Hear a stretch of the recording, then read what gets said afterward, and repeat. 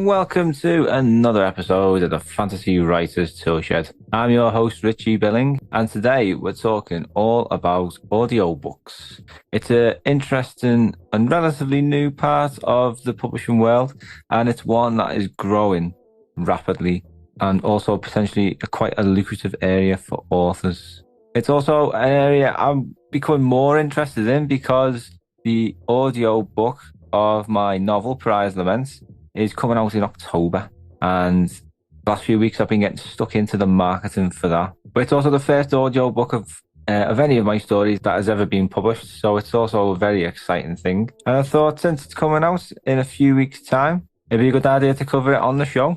So today we're joined by the actor, writer, and brilliant voiceover artist for animated films and top publishers, Rachanee Lumayno. Before we get to that, I just want to say a big thank you to everyone who's given us a very kind rating on the Spotify mobile app. We've just hit 200 ratings, which is a fine achievement if you ask me. We're on a rating of 4.7, which isn't bad at all, so thank you very much. If you do like the show and you do like what you're listening to, please do give us a quick rating.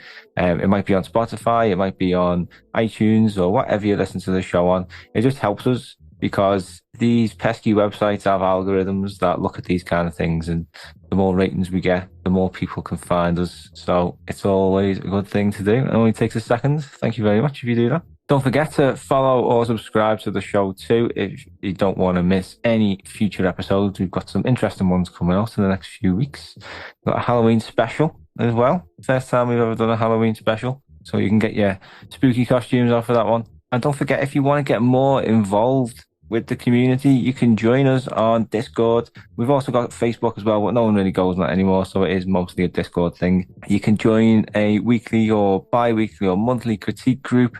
You can get beta readers for your short stories or your chapters, discuss ideas with people, and just get advice on writing and life generally. It's a really great place, very supportive environment, and you can meet a lot of lovely people as well. So if you want to join that community, it's completely free to do so. All you have to do is click the link in the description.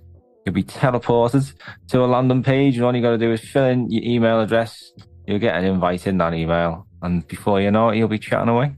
And lastly, if you want to get more resources than just listening to me ramble on, just have a look at our Patreon page. There's writing courses and classes, workshops, guides, there's books, there's interviews that you can't find anywhere else, and you can get access to them all by joining us on there as well. There's all different tiers for all different levels of commitment and levels of interest, so just take a look and see what you fancy. Now it's time to get on with today's show. We're going to talk all about audiobooks with the brilliant Rachanee Lumayno.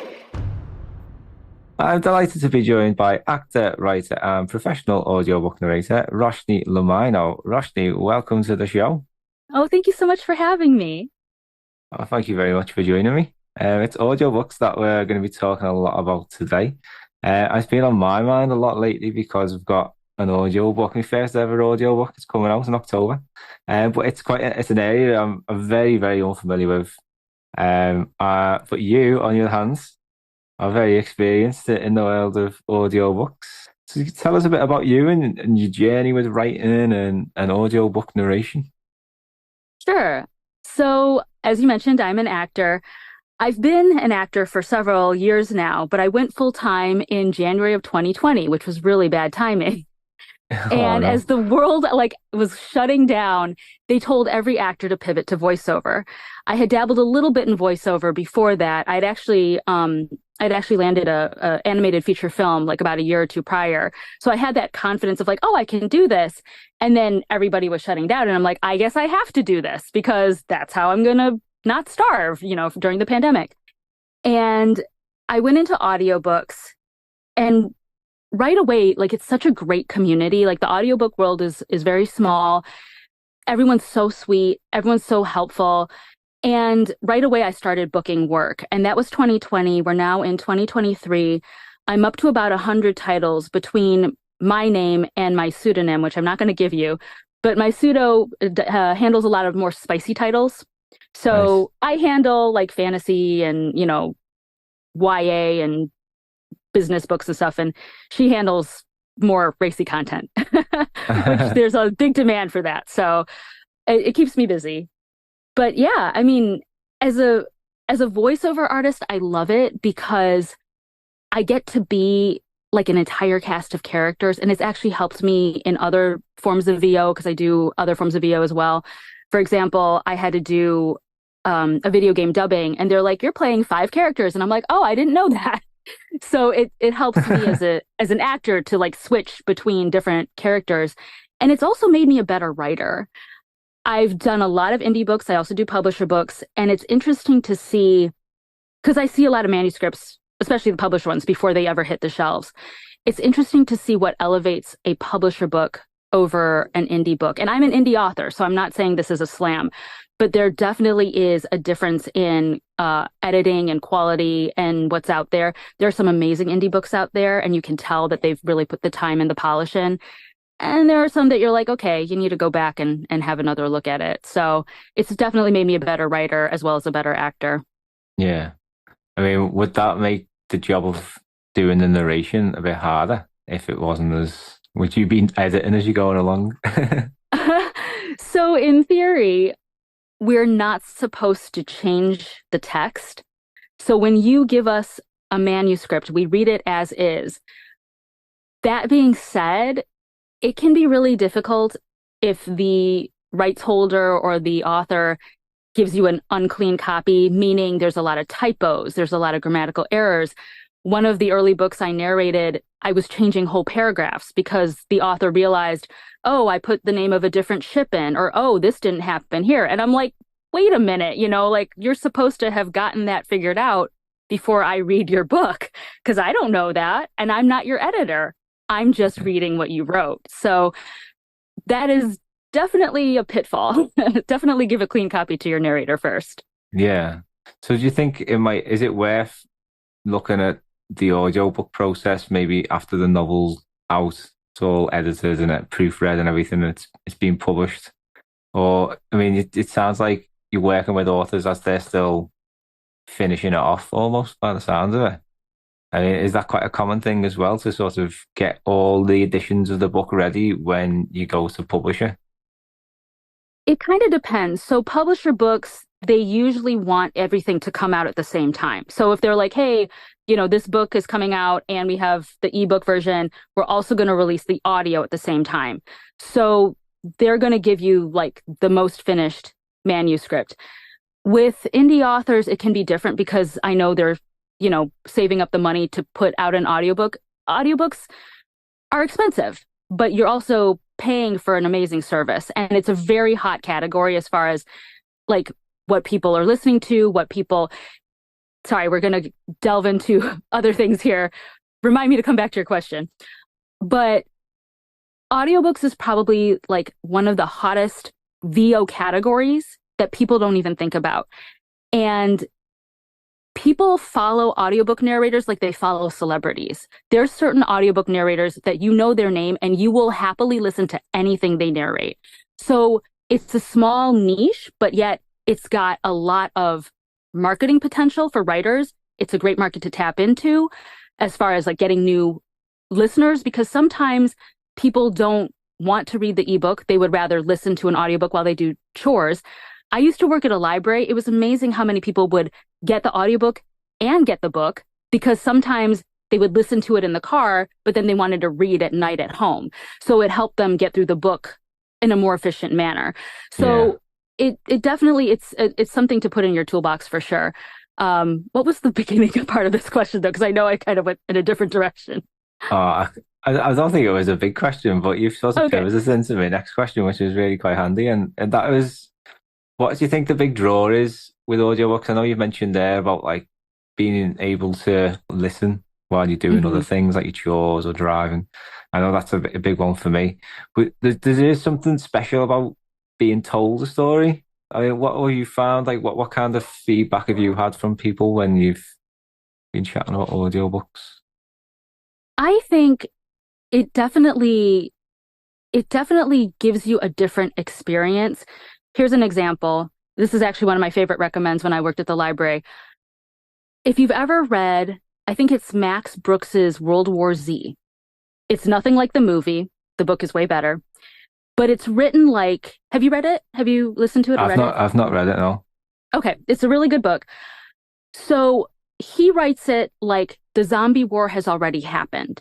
And it's different eyewitness accounts of like, I was in the battle against the zombies. This is the thing leading up to it. This is the aftermath. It kind of feels like an NPR broadcast, National Public Radio over here. And when you listen to the audio, they got different people reading the different sections. It feels like an NPR broadcast.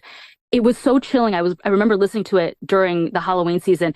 I had to like stop because I'm like, oh my gosh, it's like 10 o'clock at night. It's dark out. I'm listening to this book. It's creeping me out. I couldn't listen to it, but it was so well done. And because of the structure, it felt like I was really listening to a broadcast. That's not an experience that you can get just reading it on the page. Or another favorite of mine is Amy Poehler's Yes, Please, which is kind of autobiographical about her life in the industry. Again, it's fun, but she got all her comedic friends to read on her book. So Right. it's a lot of fun to listen to it. So again, those are experiences that you don't get just by reading the written word. So sometimes it can kind of elevate it. Or gosh, I remember one of the questions somebody asked me in an interview, what do you wish you could have narrated? And I was like, oh my word, the Harry Potter series, Jim, I don't remember the narrator's last name, but he did like 60 voices for 7 books. How did he keep it all straight? Plus his narrator voice. Like, that's amazing. So Yeah. it's definitely a different experience for sure. It's so impressive that you can do all the different voices. Does that take a lot of hard work to learn how to do all of When I was first starting out, and I still actually, I'm in my booth right now and I'm looking at it. I write out all the characters' names and I write out like a little thing about them. Like, I'm looking at this, it says Amanda, bubbly best friend, Jake, smooth, butler, Ben, he's smooth. And so I have like keywords in my head of like what they should sound like so I can that? switch back and forth. In the beginning, it was tough. I had so many audio references listening to the characters and it was slow just to go back and forth. Now I can switch a lot faster because I know who the people are and I kind of have a stock stable of characters to draw from. But yeah, in the beginning, it was painful. Yeah. And I think before we chatting a bit about obviously you getting the manuscript from the publisher, and sometimes it's not always in the best state. But how much involvement do you have with the author? So would you usually go back and speak to them, ask clarification questions, or would it be more done through like the third party publisher? Would you not, or could you tell us a bit of just basically how the process works Mhm. between author and voiceover artist? Sure, sure. So I narrate my own audiobooks as well. So I like doing it. Unfortunately, I wasn't able to do it. I have a book coming out in October. I'm just so behind in projects that I didn't have time to slot my own in. So my audio 4 is going to be done in December. But usually I like to do my audio concurrently when with a release because it gives me one last chance to look at my manuscript and see any pitfalls. And they always say, like, read it aloud, right?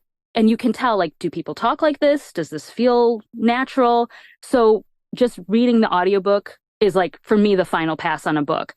When I'm working with other authors, obviously they've got their own thing, and I'm just, going to read it as is. I'll usually prep the book. I skim the book usually, and I just kind of see like who's in the chapter, who are the characters, is it the main character, supporting characters, what are their personality traits, any words that might trip me up, especially if it's got foreign languages in it or fantasy. I do a lot of fantasy. So there's a lot of made up words that I'm like, I don't know how you say that. And then I'll go back to the author or the publisher and be like, okay, here are my questions. And they're usually good about getting back to me fairly quickly. And sometimes, especially with like publishers and stuff, they will have a whole sheet, a whole positron, I guess it would be like kind of an Excel sheet of things they anticipate might be questions for pronunciation, and they'll give that to me in advance. But usually it's on the narrator to see what the potential pitfalls are for us because everyone is different. You might know how to pronounce something that I'm like, I've never seen that word before. So, Exactly, yeah. My publisher put together a pronunciation guide, which I've never thought would be necessary, but yeah, it is. It saves a lot of trouble. yeah. Oh, for sure. And your Yeah. post engineer was going to love you too. So let's work for them. Nice. So, I mean, you mentioned there that you narrate your own books, but you're obviously a professional and you know what you do and you're very good at what you do. Would Appreciate it that. Thank be you. would it be easy for a writer to narrate their own book? I think so. I've actually heard people say they like it when the author narrates because then you can hear what the author was thinking in their head. So when I narrate, I'm self-directed. The publisher or the rights holder is basically saying, I trust you to interpret my text. Go at it and I'll see you on the other side of this process. When you're narrating your own book, you can interpret it the way you heard it in your head, which is a good thing. On the other side, if you don't know the tech and there's very specific technical requirements for audiobooks, it's probably more exacting than any other voiceover, to be honest. So if you don't know the tech, want to master the tech, or want to deal with the tech, you're going to be in trouble. Or you just Yeah, go to a studio and hire them. But then that's more money. yeah. And I can imagine there are a lot of other challenges. I mean, I've done a tiny little bit of narration. I don't think I'm very good at it. I don't think I've got the voice or it's like there's a real skill and knowledge to reading out a sentence that, especially if that sentence has a bit of meaning to it, because you need to put emphasis on certain words and say things in particular ways to build suspense and stuff like that. There's a real skill to it. And I don't think I could narrate my own books. Definitely not. Uh, Aw. and you would lose that sort of dramatic value that a voiceover artist will give you.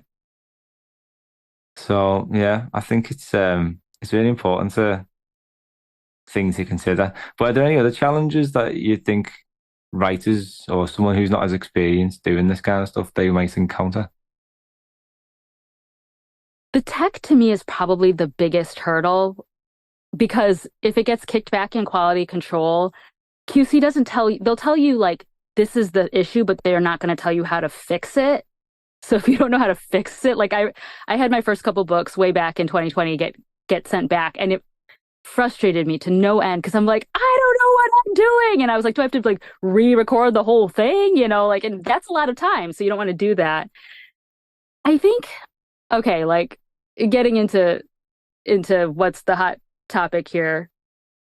Also, I think there's a desire to skimp because it is expensive. And I do know a lot of indie authors who are like, cool, I'll do AI, which I think undermines, the people who study the craft and who can do a good Yeah, job. And I mean, still, I've heard AI voices and they do sound decent, but there's still a bit of uncanny valley to it. It still sounds a yeah, little not human to the ear. yeah. So I know it's cheap, but do you want good or do you want, I don't know. So there's that too. Not even going into the legal and copyright issues. Yeah. I mean, since you mentioned the costs, I mean, what is the average cost of hiring a voiceover artist to do a book, would you say? Mm, okay. If I throw out a number, it's going to sound really high, but let me break it down for you. So most most working narrators are probably going to be anywhere in the 150 to 250 per finished hour range. Before you choke and go, "Oh my God, that's really expensive." Per finished hour is not the same as all the time we put into it. So if you've got a narrator who's doing their job right, they are prepping your book ahead of time. So that takes time to read it. They are doing any pre-production work, like asking the questions, stuff like that. There's the cost of your equipment, the cost of your time. When I'm recording, and I go pretty fast now, but I wasn't in the beginning, about half an hour in the booth. No, okay, about half an hour of finished audio is probably like 45 minutes for me in the booth, just reading it, just recording it, because I might Yeah. have to start and stop, I might have to look up a pronunciation, whatever. And then I still have to do the post-production work as well. So that 150 to 250 range encompasses pre-recording and post work. And then if I have any corrections to make as well, I can hire out. That comes out of that salary. So it sounds expensive, but when you think of all the hats that your narrator is wearing, now, obviously, when I do a publisher thing, they're hiring, an engineer and stuff like that. But there's a lot that goes into it. And that per finished hour rate is really not reflective of all the time we're putting in. So the average audiobook, like my books, okay, are 80,000 words. They come out to about seven finished hours.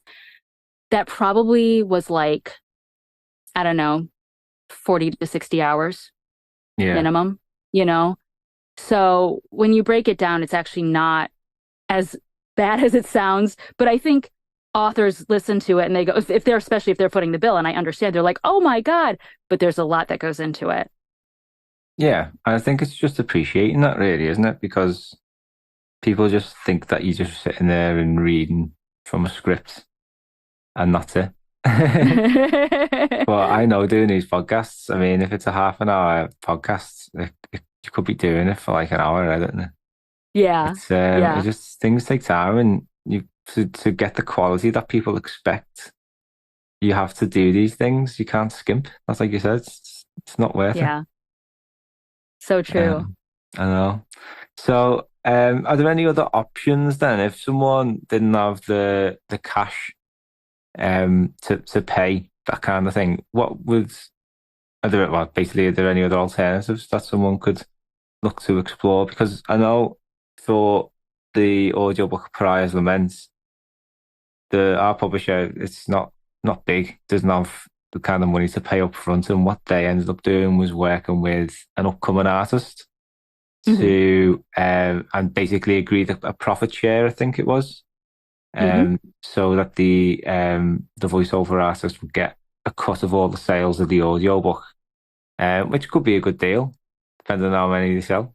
But at the same time, it's a lot of work, and if it doesn't pay off, it doesn't pay off. But I suppose at that stage of your career, then you're just trying to build your portfolio, aren't you?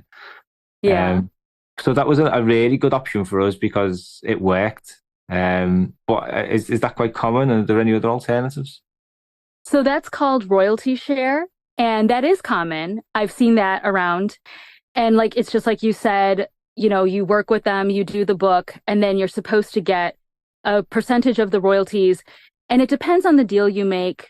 ACX is like 7 years, and then that's it. No more royalties to the narrator. I believe Findaway, which I like their deal better, they give you half of your base per finished hour rate, and then like 20% royalties. But then if the rights holder wants to buy out the narrator at any point, they can do so. I think it's a lot more fair than just like, hey, hope you get royalties for 7 years, because also you don't know, as an audiobook narrator, you don't know if that author's going to really hit big or not. You could do a ton of royalty share titles and none of them hit big. So, but that is one way of doing it. Or you can narrate yourself and then just pay for, the post production work or something like that. So those are options as well. Yeah. So there's no real barriers. Like if you wanted to do the royalty split, I think that is pretty fair. But I am assuming that the top narrators like yourself don't do that kind of thing, unless it's a top author, I suppose.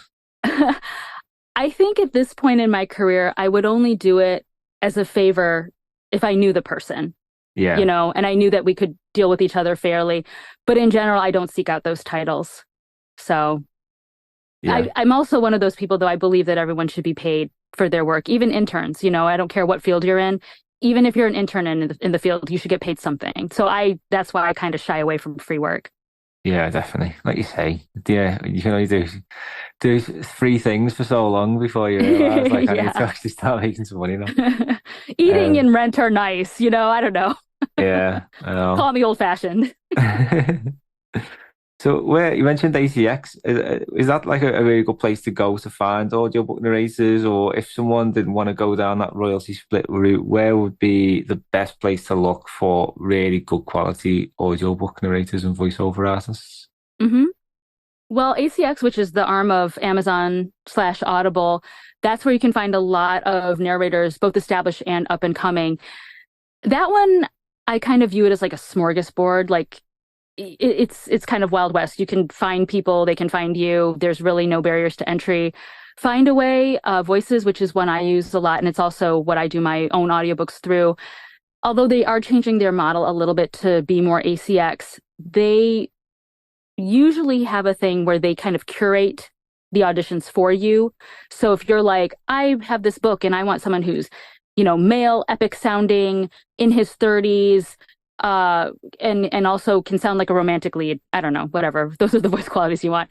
They'll kind of curate their top 10 and then send you those people and send you those auditions. But like I said, they're kind of getting away from that model. So I believe by the end of the year, they're going completely to their marketplace, which is more like ACX. So you as the rights holder would go on and put in the keywords of like, I want this kind of voice. I want, this, gender. I want this age range. And then it would find it for you and then you'd audition them yourself. So it's a little more direct. There's also a lot of audiobook services you can hire that will take care of the casting and the production stuff for you. And they're great. Like Audavita is one of them. Trying to think of who else. Ahab.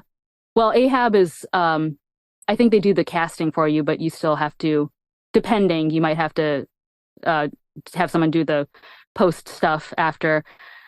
I think there's one called Authors Republic. There's a lot. There's a lot of services out there that will either find the people for you or just put you in touch with the right people. So it kind of depends on how much you want to have done for you, if that makes sense. Like, do you want a full service house or just hope the narrator can handle it all on their own?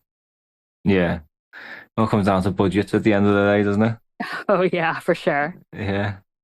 Is there anything that people should watch out for when they're looking for narrators? Um, I kind of feel the question should be, is there anything narrators should look out when working with writers? Yeah. Well, we could do both perspectives. Sure. I think for on the writer's side, you want to resonate with the voice for sure. I mean, at the end of the day, you could get like a top-notch narrator, but if you don't like the voice, like you want to like the voice, like it's your product, right? So definitely like listen to the auditions and stuff like that. But also keep in mind their resume, because if they're new to it, not saying that you can't work with a new narrator, but like you want to make sure they're tech savvy. You really do, because the tech is on our side as the narrator, the tech is probably the thing that trips up a lot of people. So, and I think it's the biggest barrier to entry for voiceover artists, because they're like, I don't want to deal with that tech. So you do want to make sure that they have an idea of what they're doing with that and they can get a book through QC or know how to fix it. And yeah, I mean, other than that, I mean, and it's all your preference. Some people like people who can do character voices. Some people don't care. Some people like a certain style. Everybody has like a different, there's some narrators I love who are very like conversational. And there's other narrators I listen to are very like epic and like dramatic. And it's just a style, and styles change over time. So, Yeah.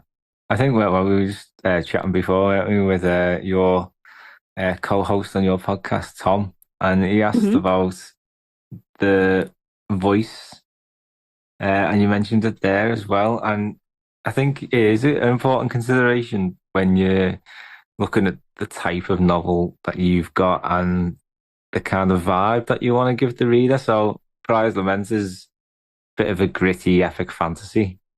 Mhm. So, having a voice that matched that, I thought was quite important. So, yeah, it's a really good point that you make there. Yeah. The And number one thing is, from readers' perspectives, if they don't like the narrator, they will stop listening. So yeah, that's like probably the biggest concern when you're hiring a narrator. If it's like a voice that people are like, oh my gosh, I just can't even, they will stop listening to your book. You don't want that. yeah, it's a bit of a gamble, isn't it? I suppose if you've, especially for the narrator, imagine if within 5 minutes a person decides that they're not going to listen to the next eight Oh, hours. I oh, so sad. know, I feel so sorry. But what do you think? I mean, I've it's taken off so much, hasn't it? The world of audiobooks, it's so big. I mean, what difference do you think a good quality audiobook can make to a publication? Oh, wow. I mean, so okay, like this is maybe like a bit of, industry gossip, but I do know a few years ago there was a podcasting platform. For the life of me now, I can't remember the name, but I had friends of friends who actually wrote for shows for them. They had built their platform off of audio dramas, which are like radio plays, right? And they axed it in favor of going into audiobooks. Spotify did whatever they could to acquire audiobooks. It's a very hot category. And I think it's a hot category partly because not that they're cheaper to make than a radio play, but just there's a lot more moving parts when you do an audio drama, right? You got a full cast, you got the engineer, you got scripts, director, like it's a full-on production. You just don't have the visual element. But an audiobook is me and my microphone. It's a lot simpler. So it's a lower barrier to entry and you can get content quicker. And people like books. So I think that's why it's such a but I think that's why people gravitate to it so much. And you can see it trends in the industry that listenership has gone up, and even the big players in the audio sphere are going that route because they go, oh, it's more lucrative to have books versus podcasts. Yeah, I think isn't the profit margin a lot higher on audiobooks, and you can sell them for a lot more money as well, can't you? You can, yeah. I mean, your costs obviously going into it are much higher, but I mean, like if you bought like like the CDs or whatever, the 10 CDs or something, that's already like $25 in the store. Even audiobooks online, like I think people would wonder if the quality, if you're like, I'm giving it away for 99 cents, you can do that with an ebook. People are like, I want a 99-cent ebook. But if you're like, my audiobook is 99 cents, they might be like, that's really low, you know? So What is the average price for an audiobook online? I think it kind of depends on where you're looking and like length and stuff like that. Is it a kid's book? Is it adult? I would say anywhere from like 5.99 up. Like 5.99 to me would be like a sale price. I think in general, you'd probably see around $10 or higher, Yeah, you know? that's not too bad, is it? Oh, it's been such a great conversation. I've learned so much. I've got one more question for you. Sure. What tips Mhm. would you have for anyone out there listening who's thinking about going down the audiobook route? Is that writers or is that people who want to narrate? Both if you want. Okay.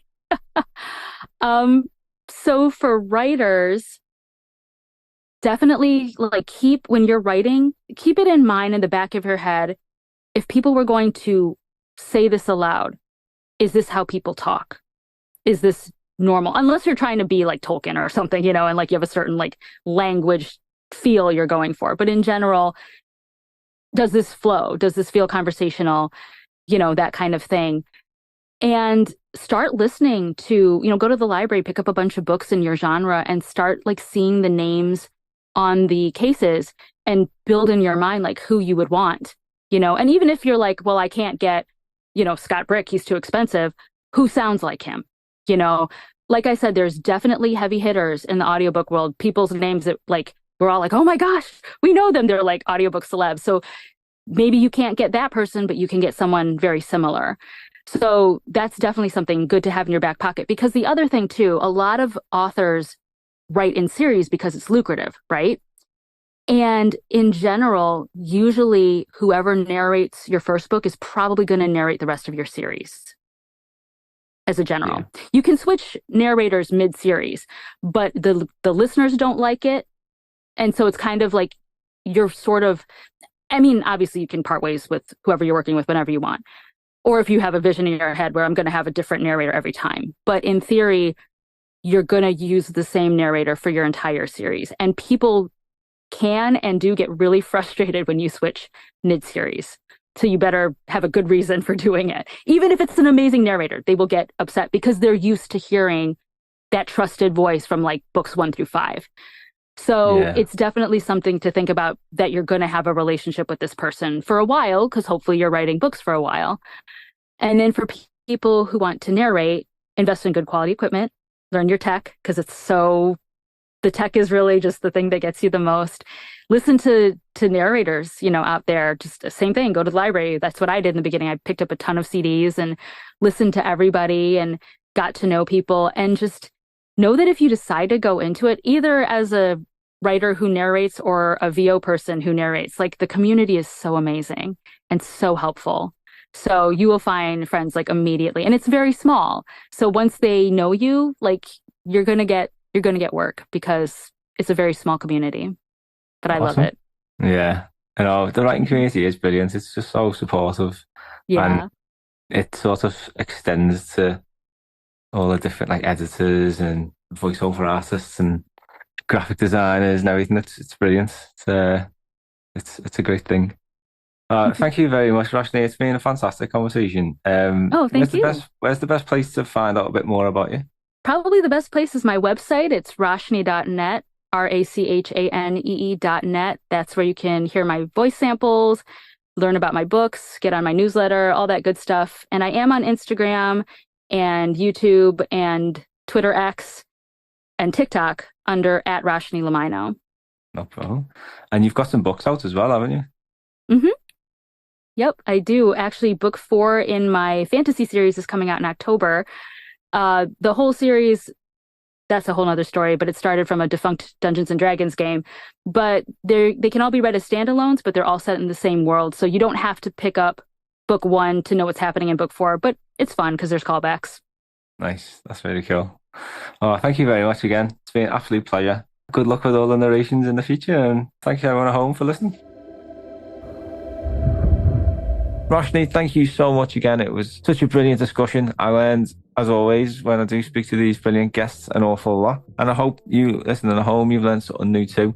Maybe you've been thinking about doing an audiobook like me. I've been wanting to do it for ages. I just haven't really known the best way to do it. And luckily, my publisher was able to help me get that going. So hopefully you got some direction with what to do with audiobooks moving forward. I'm sure we'll be talking all about it again in the next few weeks. We'll be back on the 14th of October. So if you don't want to miss that episode, give us a quick subscribe or a quick follow to make sure you get a little notification when that episode goes live. Also, a quick rating on the Spotify mobile app or on iTunes or whatever you listen to the show on goes an awful long way. And a share on social media or with anyone who you think may be interested. That helps us out massively.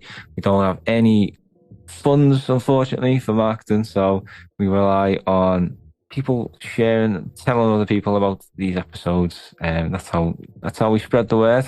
Thank you very much if you do that. Really do appreciate it. If you'd like to join our writing community, come over and chat to us on Discord.